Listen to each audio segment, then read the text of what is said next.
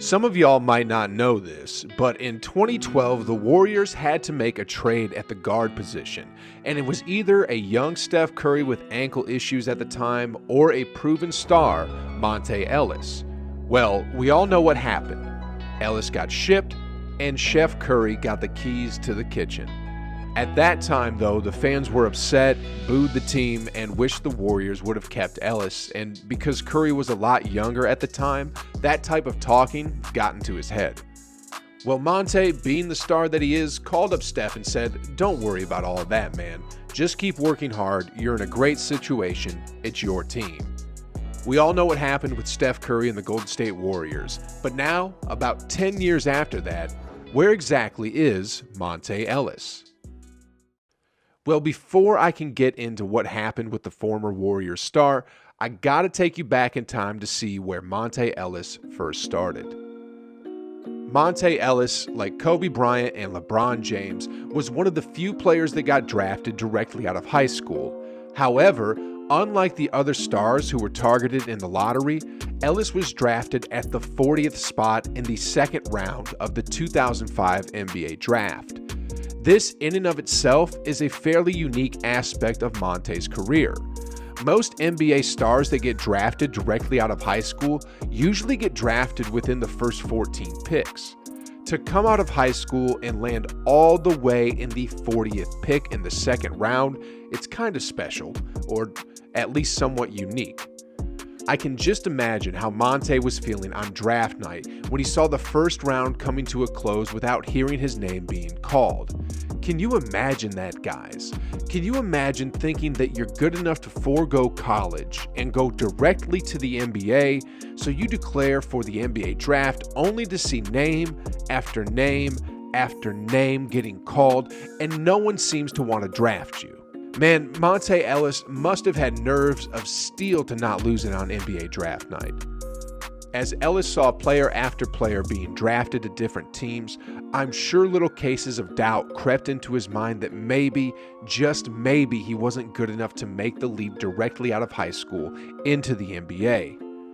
When the second round started and he still didn't get drafted by any teams, I bet he was already planning in his head where in Europe he was going to play.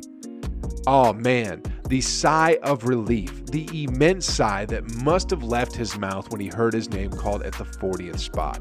But still, 40th? I think as a result of being picked late, when Monta Ellis finally entered his first season in the NBA, he played with the biggest chip on his shoulder because he wanted to prove to all the teams that didn't draft him that they just made the biggest mistake of their life. That means he had to prove practically the entire NBA wrong for letting him slip all the way down to the second round. I think that's a big reason why Ellis improved so quickly early on in his career.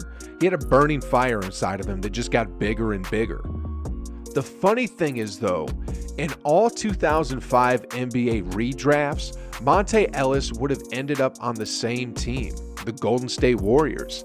But instead of being picked at the 40th spot, he would have been picked in the lottery with the Warriors' 9th pick that year, which they used on Ike Diogu.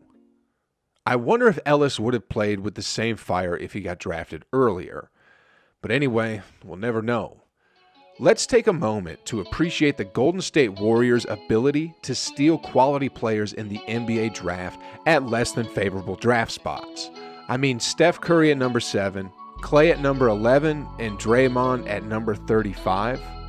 Monta Ellis was a quality player and one of the Golden State Warriors' best second-round draftees.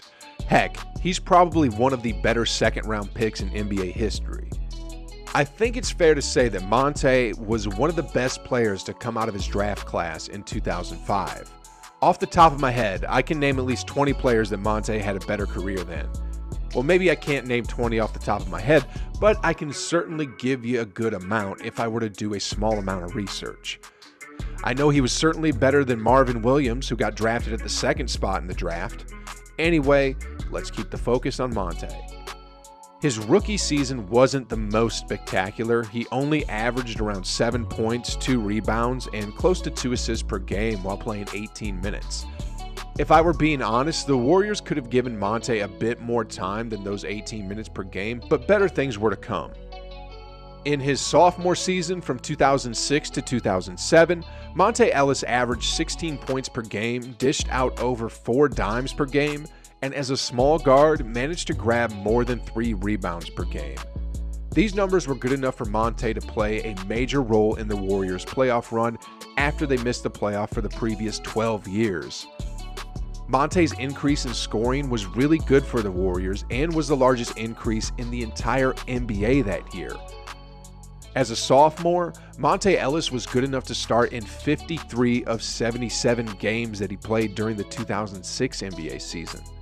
His scoring increased so dramatically in his second season that he scored over 30 points in 3 games that season. After that season ended, he won the NBA's Most Improved Player award, and even greater than that, in the playoffs, he continued his heroics to have the Warriors become the first number 8 seed to defeat a number 1 seed in a 7-game series. Monta Ellis has been named NBA Player of the Week. Yes, not too long ago, Monta Ellis and a 42-win team Golden State Warriors at the 8th seed managed to defeat the number 1 seed, a 67-win team Dallas Mavericks, in 6 games in the first round of the 2006 season. So what happened to Monta Ellis? Calm down, guys. I still have to build up to it and set the scene. What if I told you, as of today, Monta Ellis is still getting paid millions and millions of dollars by the NBA? You would probably think I'm just spitting out garbage, or maybe I'm drinking too much again. Well, I am drinking a ton of beer right now, but that's beside the point, all right? Back to the story. Monta Ellis was waived by the Pacers because things just weren't working out for him there. But they still owed him money, and instead of paying him outright, they decided to do a stretch provision in order to work out salary cap issues. As a result, this past season in 2021, Monta got paid a little over $2 million by the Indiana Pacers. And next season, in 2022, the former Warrior star is again gonna get paid $2 million by the Pacers. That's really not bad for being out of the league for 4 years. And even better is the fact that over the course of his 12-year career, Monta Ellis would have earned over $100 million, which is pretty good for the 40th overall pick. So what happened to Ellis today? Where is he now? Well, we know he isn't in the NBA even though he's still being paid by the Indiana Pacers, so what is going on? Monta Ellis currently runs a basketball camp with his wife, and that camp is called Ellis Elite. This basketball camp has the vision of cultivating basketball talent and nurturing it along with the players' characters so they can become better athletes and just better people in general. Monta aims to help players from the camp make the next step to becoming professional athletes. Not many past NBA players find the need to give back to the game in the way that Monta Ellis is doing right now. It is such a great opportunity for all these younger players to learn from Monta Ellis, a former NBA star who pretty much came from the bottom and worked his way up to becoming one of the best players in the league. I only have one problem with all this. Why is it when all of these good basketball players decide to have camps, no one finds it relevant to invite me? Why is it that no one saw my talent and my abilities and invited me to a basketball camp? What's really going on? If I had been invited into one of these basketball camps a few years from now, I would have been doing a video about where I am now. Oh well. Anyway, let's take a look at another Warrior, shall we? Klay Thompson. Have you ever wondered what his story is? If you have, then click this video where I go over the life of the other Splash brother.